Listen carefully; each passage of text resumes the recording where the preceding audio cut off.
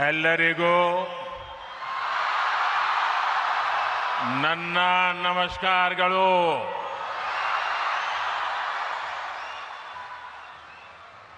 रामकृष्ण मठ और रामकृष्ण मिशन बेलूर मठ के अध्यक्ष परम पूज्य स्वामी गौतमानंद जी महाराज,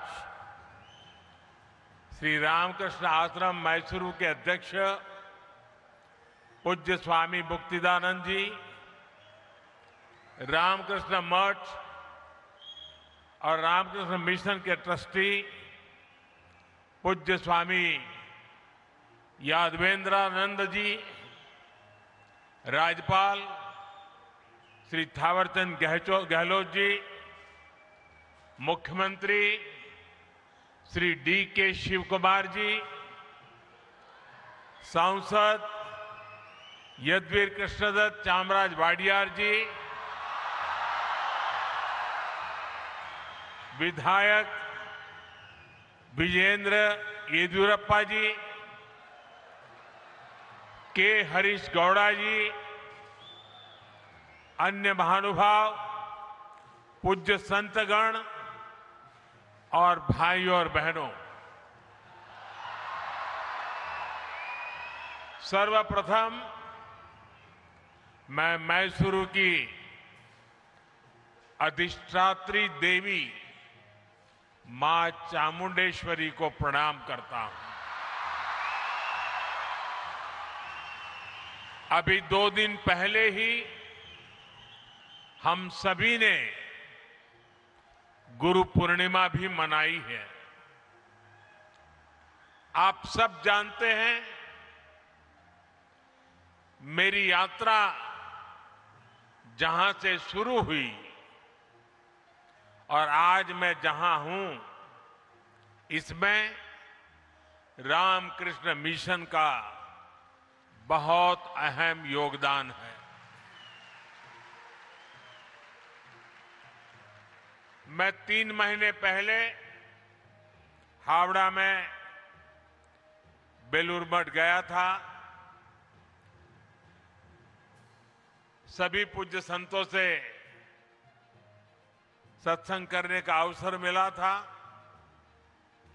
मेरा सौभाग्य है कि आज मुझे फिर मैसूरू में श्री रामकृष्ण आश्रम से जुड़े संतों से, मेरे गुरु बंधुओं से मिलने का, उनसे आशीर्वाद लेने का अवसर मिला है। आप सभी की उपस्थिति की वजह से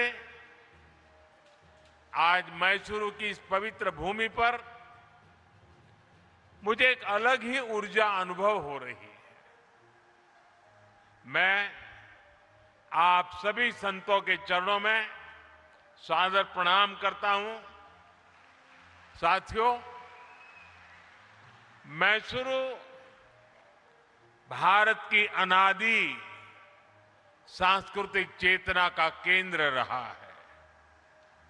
यहां के मंदिर, यहां की परंपराएं और उत्सव, मैसूरू का दशहरा, यहां के भव्य महल, इसका संगीत और साहित्य, भारत की विरासत इस शहर के कण कण में रची बसी है। और ये देखकर बहुत संतोष मिलता है कि शहर ने इस विरासत को उसी कुशलता से सहेजा भी है, संवारा भी है।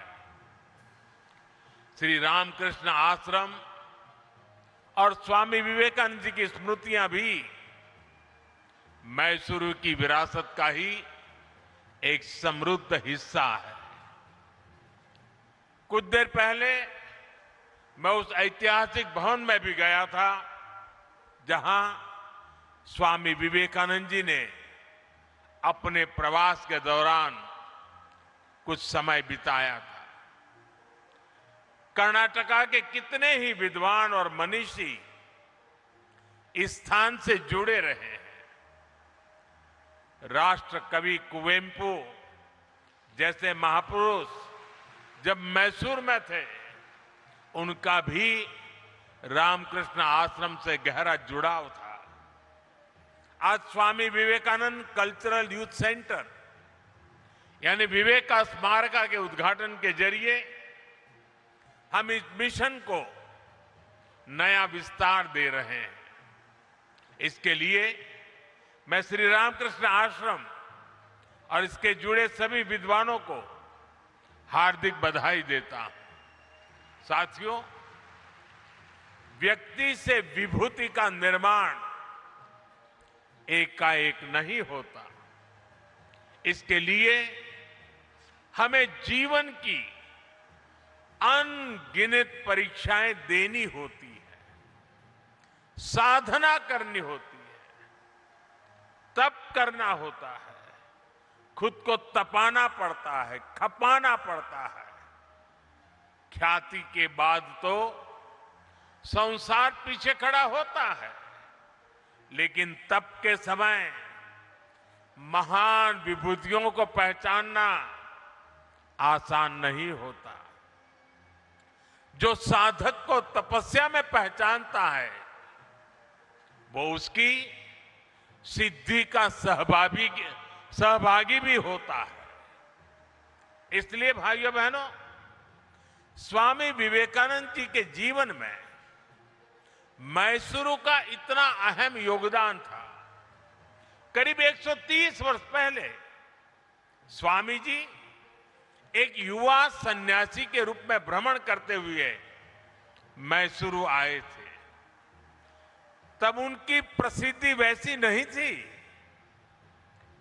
लेकिन विचार उतने ही ऊंचे थे। उस समय उन्हें जिन लोगों ने पहचाना,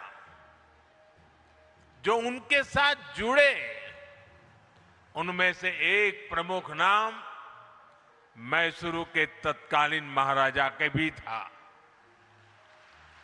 जब स्वामी विवेकानंद जी अमेरिका में थे, तो उन्होंने वहां से मैसूरू के तत्कालीन महाराजा को एक पत्र लिखा था।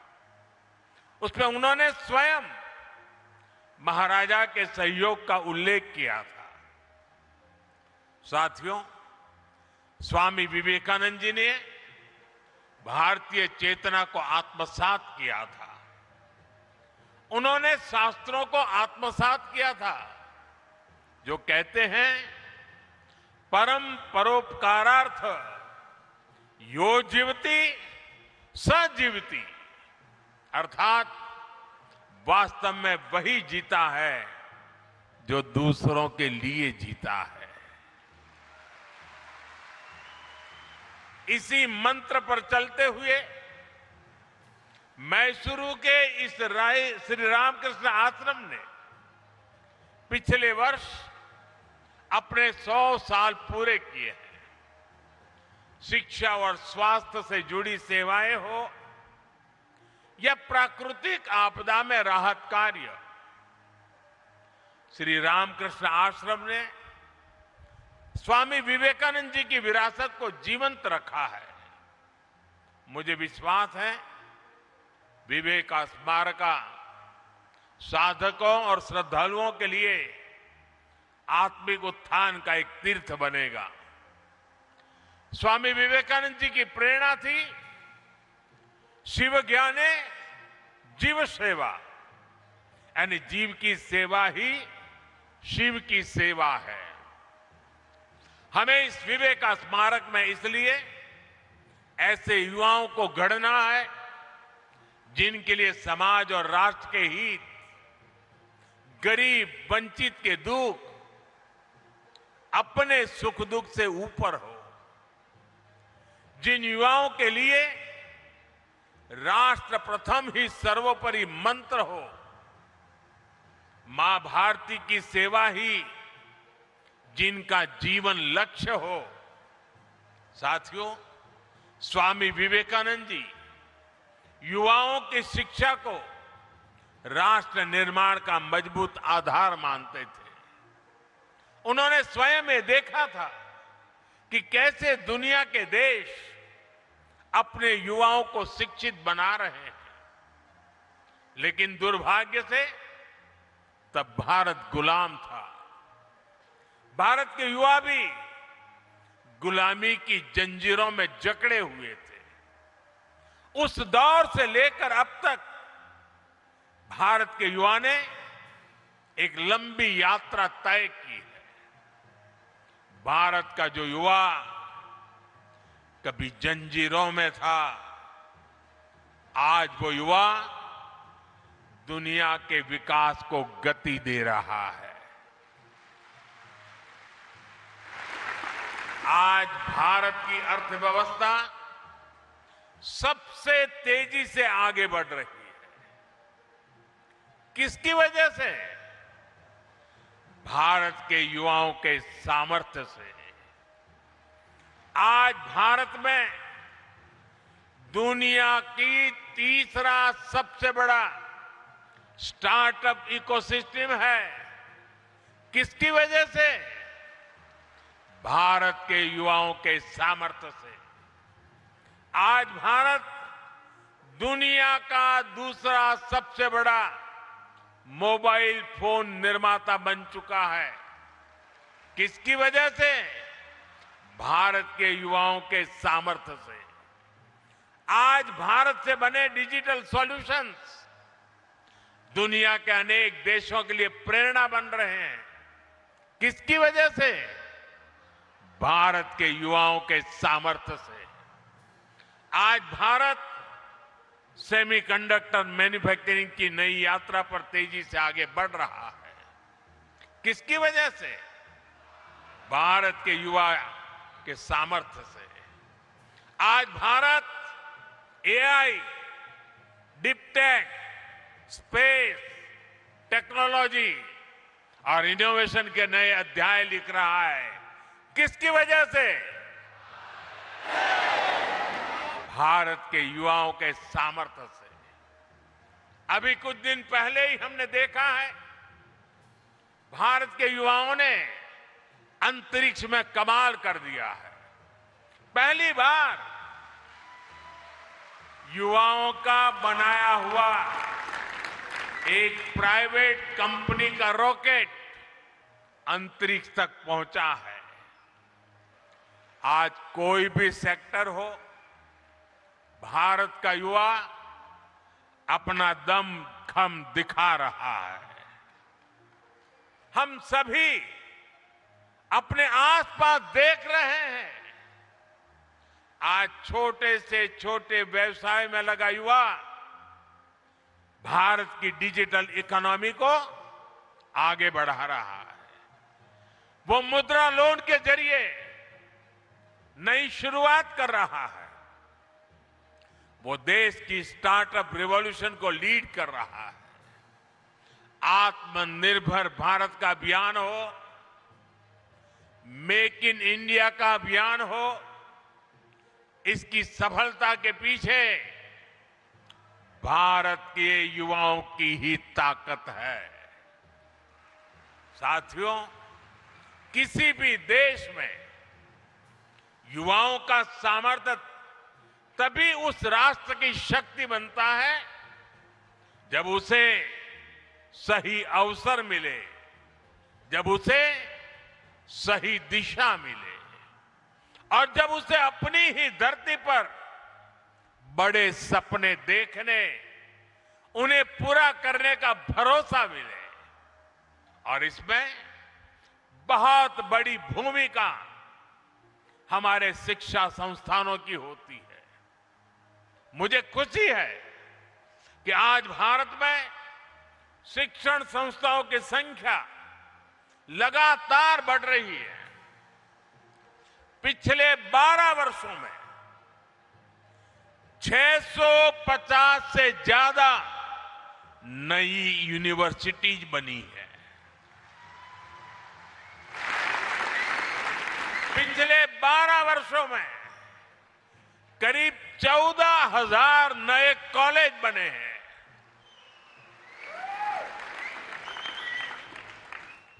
4,000 से ज्यादा नई आईटीआई बनाई गई है।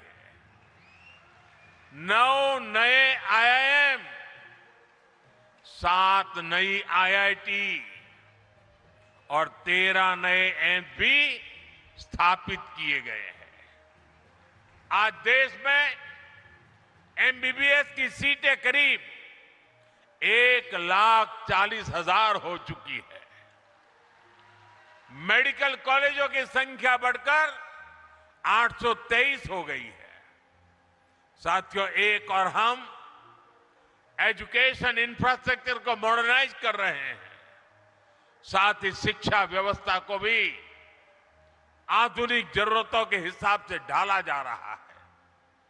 नेशनल एजुकेशन पॉलिसी भारत के युवाओं को 21वीं सदी के अनुरूप तैयार करने का माध्यम बन रही है। साथियों, स्कूली शिक्षा में भी बड़े स्तर पर काम हुआ है। देश भर में 14,000 से ज्यादा PM श्री स्कूल विकसित किए गए हैं। शिक्षा केवल किताबी न रहे, बच्चों में इनोवेशन और साइंटिफिक टेम्परामेंट विकसित हो, इसके लिए 10,000 से ज्यादा अटल टिंकरिंग लैब स्थापित हुई है। साथियों, स्वामी विवेकानंद जी राष्ट्र उत्थान के लिए शिक्षा के साथ साथ समानता को भी उतना ही अहम मानते थे। शिक्षा में भेदभाव न हो, अवसरों में भेदभाव न हो, आज ये देश का विजन बन गया है। आज बेटियां भी सैनिक स्कूलों में एडमिशन ले रही है। NDA में बेटियां राष्ट्र के लिए योगदान दे रही है। आज मेडिकल और इंजीनियरिंग जैसी पढ़ाई मातृभाषा में करने की सुविधा हो गई है। इससे भाषा के आधार पर अवसरों में होने वाले भेदभाव पर लगाम लग रही है। साथियों, युवा शक्ति का स्वास्थ्य, अनुशासित और आत्मविश्वास से भरे रहना उतना ही जरूरी है। जो देश खेलों को महत्व देते हैं, वहां के युवाओं में इन तीनों गुणों का तेजी से विकास होता है। इसलिए आज खेलों को राष्ट्र निर्माण की एक महत्वपूर्ण धारा के रूप में देखा जा रहा है।